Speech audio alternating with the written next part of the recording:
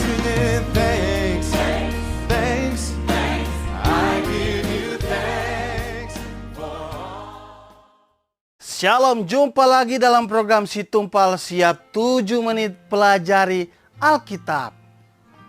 Hari ini kita akan membahas topik yang sangat menarik. Tidak ikut Yesus, tapi jadi penginjil. Hah? Bisa nggak ya? Tapi mari kita sama membahas itu. Sebelumnya kita berdoa dulu. Ya, kita berdoa. Tuhan Yesus, kami mohon kiranya Roh Kudus menerangi pikiran kami semua. Dalam kami mempelajari Alkitab yang adalah firman-Mu. Sehingga kami mampu memahami dan dapat melakukan dalam hidup kami setiap hari. Dalam nama Yesus. Amin. Nah, topik ini akan kita bahas dan kita baca di dalam Markus 5 ayat 18 sampai ayat yang ke-20. Markus 5 ayat 18 sampai ayat yang ke-20 saya akan bacakan. Pada waktu Yesus naik lagi ke dalam perahu, orang yang tadinya kerasukan setan itu meminta supaya ia diperkenankan menyertai dia. Yesus tidak memperkenankannya, tetapi ia berkata kepada orang itu, "Pulanglah ke rumahmu, kepada orang-orang sekampungmu, dan beritahukanlah kepada mereka segala sesuatu yang telah diperbuat oleh Tuhan atasmu dan bagaimana ia telah mengasihani engkau." Orang itu pun pergilah dan mulai memberitakan di daerah Dekapolis segala apa yang telah diperbuat Yesus atas dirinya. Dan mereka semua menjadi heran. Orang ini adalah orang yang kerasukan setan di daerah Gerasa. Dan kemudian setan yang bernama Legion itu diusir ke dalam babi. Dan orang ini sembuh. Dan ketika dia meminta untuk mengikuti Yesus, Yesus bilang, "Enggak. Tetapi kamu pergi kembali ke kampung, beritakanlah, kasih tahu ke orang lain, kepada keluarga, apa yang telah Allah lakukan bagimu." Dia menjadi saksi. Dia tidak diizinkan ikut Yesus secara harfiah, menyertai Yesus, ikut rombongan Yesus. Tidak. Tetapi orang ini diutus menjadi saksi Yesus, saksi Tuhan, saksi akan perbuatan Allah yang telah diperbuat atas dirinya. Menjadi saksi di daerahnya, di daerah Dekapolis. Wow, orang ini adalah penginjil pertama yang diutus langsung oleh Tuhan Yesus. Karena ketika Yesus mengutus murid-muridnya itu setelah kejadian ini.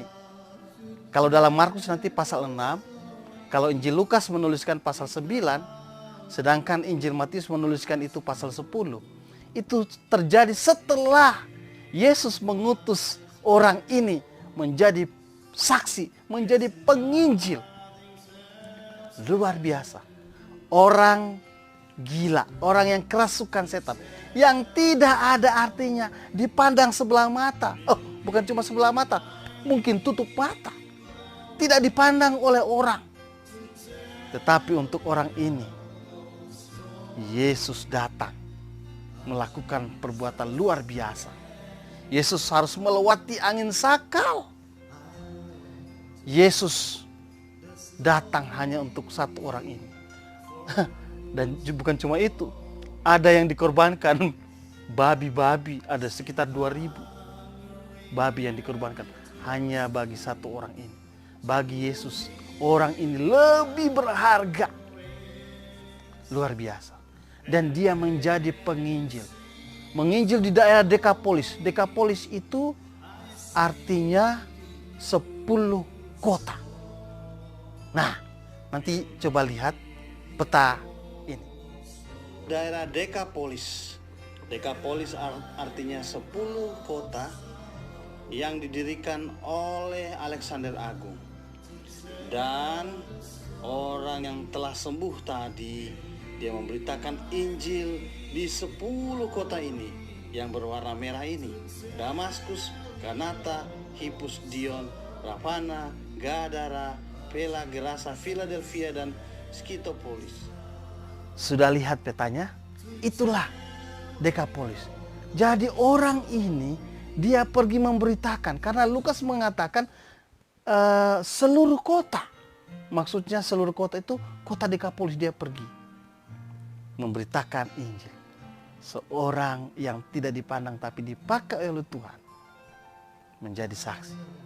Dia tidak ikut Yesus secara harfiah, tapi dia mengikut Yesus di dalam panggilannya menjadi seorang penginjil.